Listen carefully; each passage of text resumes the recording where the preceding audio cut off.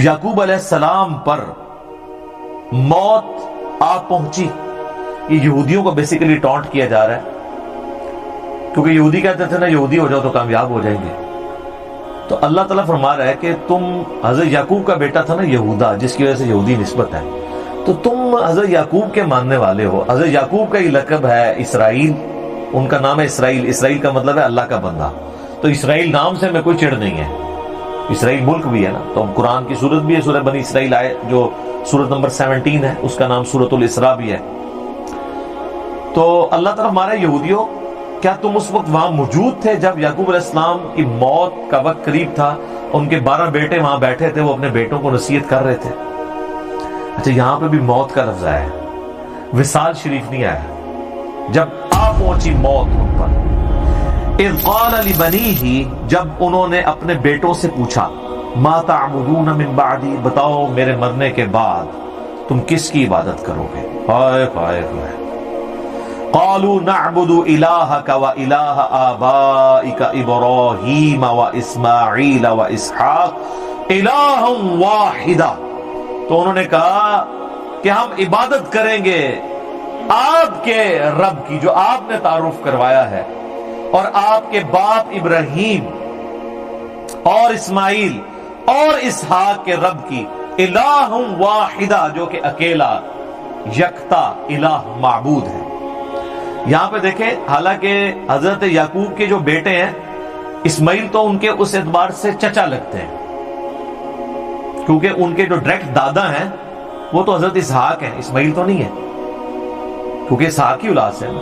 لیکن یہاں پہ انہوں نے حضرت اسماعیل کو بھی باپ کہا ہے. تو یہاں سے یہ بات پتہ چلی کہ چچا کے لیے بھی باپ کا لفظ بولا جا سکتا ہے.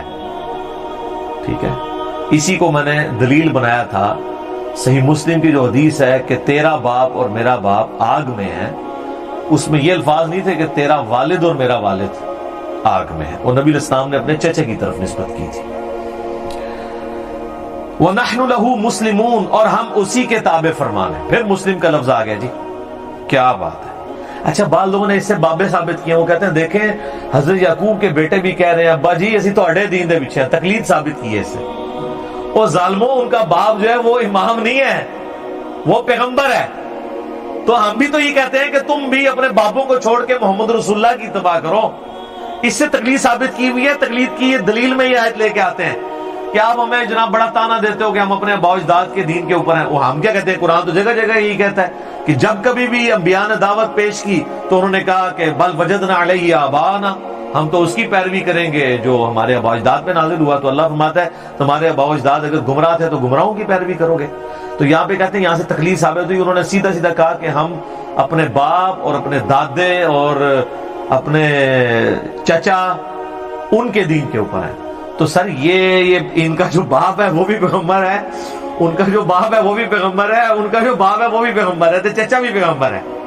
صحیح بخاری میں حدیث ہے، نبی علیہ السلام نے کہا، کیا بات ہے، کریم ابن کریم ابن کریم ابن کریم، یوسف بن یعقوب بن اسحاق بن ابراہیم.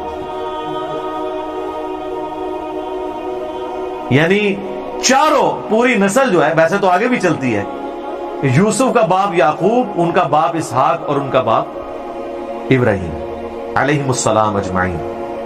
تلک امت قد خلت، یہ ایک بڑی عظیم امت تھی جو گزر چکی.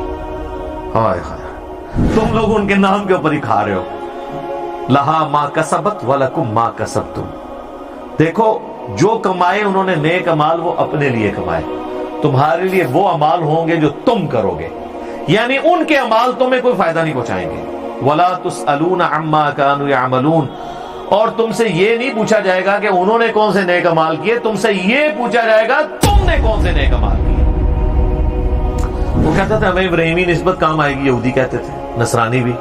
اللہ نے فرمایا تو بڑی پاکیزہ امت تھی، وہ گزر گئی، اپنے اعمال اپنے ساتھ لے گئی ہے، کوئی پیچھے تم لوگوں کے لیے تو نہیں چھوڑ گئی.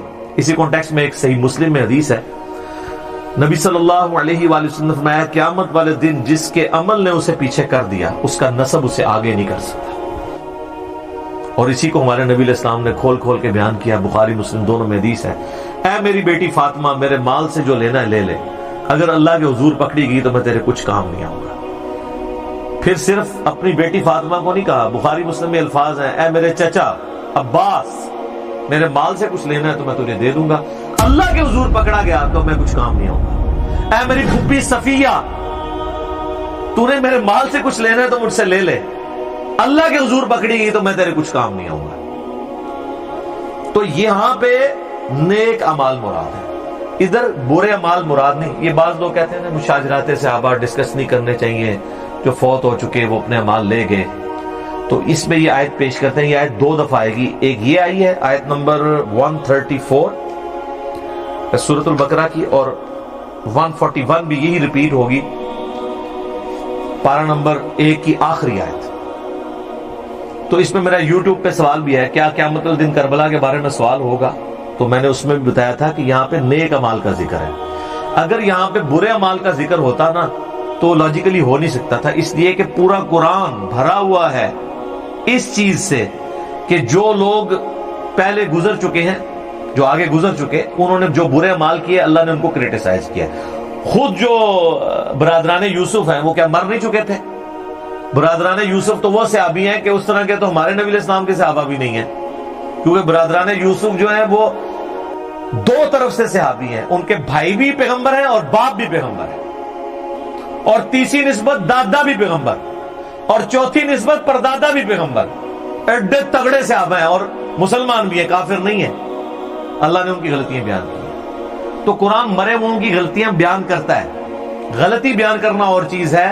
یہاں پہ بیان ہو رہا ہے کہ ان کے اچھے اعمال وہ ان کے ساتھ ہیں، تمہیں ان کے اچھے اعمال کا فائدہ نہیں ہونا، ان کے اچھے اعمال کا فائدہ ہونا۔ اگر یہاں برے اعمال کا ذکر ہوتا تو عربی کا قاعدہ یہ ہے کہ یہاں پہ آتا تلک امۃ قد خلت علیہا ما کسبت، انہی پر وبال ہوگا ان کے برے اعمال کا۔ یہاں پہ الفاظ ہے لہا ما کسبت وَلَكُمْ مَا کَسَبْتُمْ، یہاں پہ لفظ ہوتا ہے وَعَلَيْكُمْ مَا کَسَبْتُمْ، اور تمہارے کا وبال تم پر ہوگا۔ تو یہ عربی لنگوسٹک کے اعتبار سے بھی سپورٹنگ نہیں ہے چیز، یہ میں نے ایک وسوسہ جو ہے وہ ٹیکل کر دیا ہے۔